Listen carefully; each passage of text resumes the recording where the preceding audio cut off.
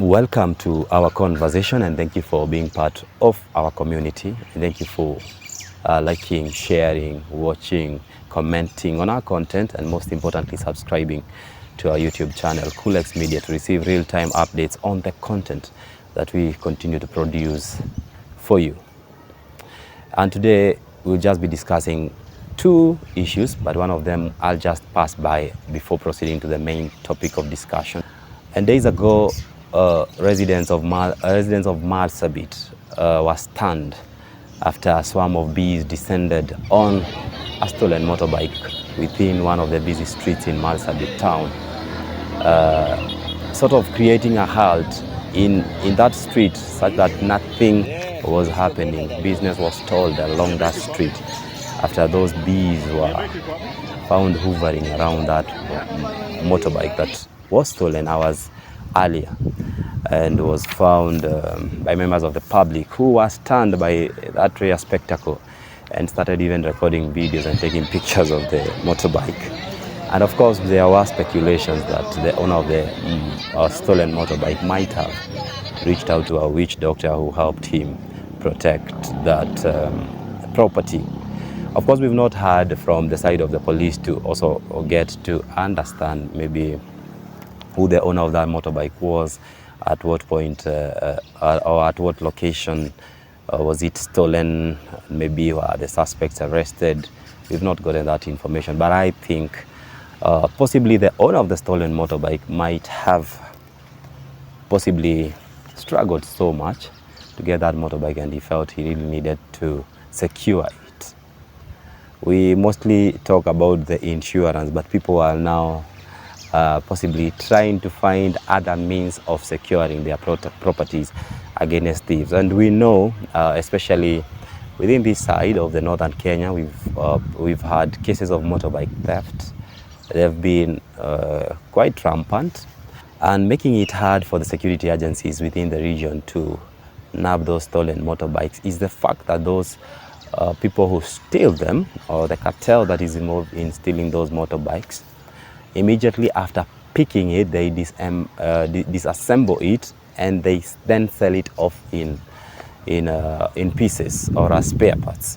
We've had markets on the Meru side, and of course others going all the way to Ethiopia side. So I think maybe the owner just felt ikiibiwa and he really put quite a lot of money into it. It would be a huge loss and a loss of livelihood to him. And surprisingly, majority of the incidents zenye zimekuwa zikifanyika in northern counties, speaking of Isiolo, part of Samburu, Marsabit, and going that way, majorly happen when these operators are almost completing paying the loan. Abu najua vijana wengi, they are unable to raise over 100k, just like that. So they are allowed to pay to make part payment and then clear the remaining balance in installments. But surprisingly, majority of those who've reported their motorbikes being stolen, especially in Isiolo, they are stolen where they are nearing completion of the payment, which sort of raises questions on if some of the dealers could be colluding with the criminals to steal those motorbikes from the riders. But it is the work of the security agencies to do that and try to establish if indeed there's some truth in those allegations, or it's just it just happens that way. And historia nyuki ku surround vitu za watu is not the first incident we are witnessing, but of course in the northern counties it's sort of a rare one. We've not witnessed it before, but previously we've had such instances of bees being used to secure properties.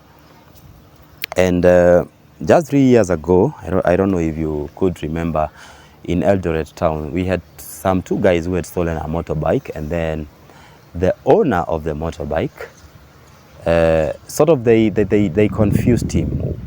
They just posed as clients. He ferried them to the destination, and then when they reached their destination, they gave him I think a 500 shillings note. So he had no change, so he had to go and look out for change.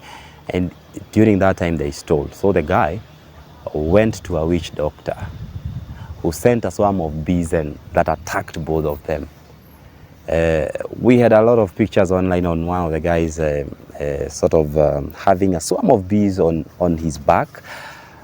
They attacked him really bad. Or of course the other colleague who was having the motorbike, and they returned the motorbike to the owner. Of course, we had a very tricky time, they had a very difficult time when the witch doctor was sort of trying to remove those bees from their bodies, and it was quite a process. And before later being handed over to police, and they were charged. We've also had similar instances in places like Mboni, in Makueni. Also had another instance in Kabarnet. And of course, we had another incident in Bomet town where a rider just went with his motorbike, parked it at one of the filling stations, the petrol stations, and then went to take some food at one of the local eateries. By the time he was coming back, some harmless bees, police later came to establish they were harmless, but I think they wouldn't have been harmless on the one who had apparently or allegedly stolen the motorbike. They came and surrounded the motorbike. And it is suspected that the rider, who may always believed to have stolen the motorbike, did not go back. The owner of the petrol station, the manager of the petrol station now alerted the police, who came and carried the motorbike. And the police officers really tried. Imagine unapata bike imezungukwa na nyuki na uko na guards za kuibeba kwa gari ya polisi, and you do not fear zitaanza kukula. Hao makarau bana, hats off, walijaribu sana, hawakuumwa na nyuki anyway. And that is how they managed to establish that they were harmless. And I remember how the police bosses said the bees disappeared. That's like that. Of course, the motorbike was later handed back to the owner. And that is it about the previous incidents zenye tumeweza kuona za nyuki wakiwa na secure properties za watu. Hey. But that is just in a nutshell on the extent to which Kenyans are willing to go to make sure their properties are not just stolen like that. Hata wewe jamani, unaweza kubali property yako tu, kitu ume struggle so much to buy, you possibly picked a loan to procure, and then somebody just comes, want to steal it, go sort of sell it at a throwaway price, and then ajifanikishe banana sweat yako, hatuwezi kubali. But is witchcraft the only solution that you can use? Of course, we've been having instances of people fitting their motorbikes with the tracking gadgets. But tumeona pia hizo gadgets sometimes because of network coverage, kuna place inafika zinakuwa not traceable.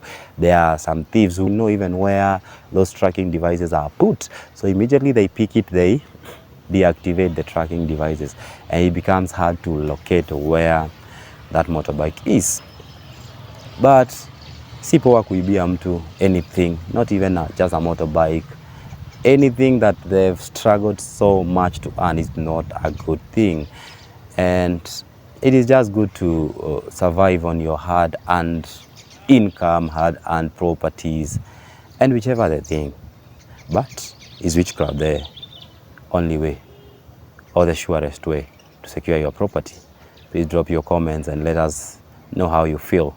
And possibly share instances you've witnessed before. There could be various ways of securing properties, and when we're talking about properties, they vary. Of course, when we are talking about mortgage, we are talking about flats. CCTV is really working so good, because if you install CCTV surveillance, we have even very minute cameras that are able to record videos, that are able to record pictures of the people getting in and out. So it's easy to sort of identify who the criminal is, or possibly someone who comes in and steals any property they are in. But drop your comments, let us know how you feel Is witchcraft really the best way for us to secure and safeguard our properties? Tuambie, tuone.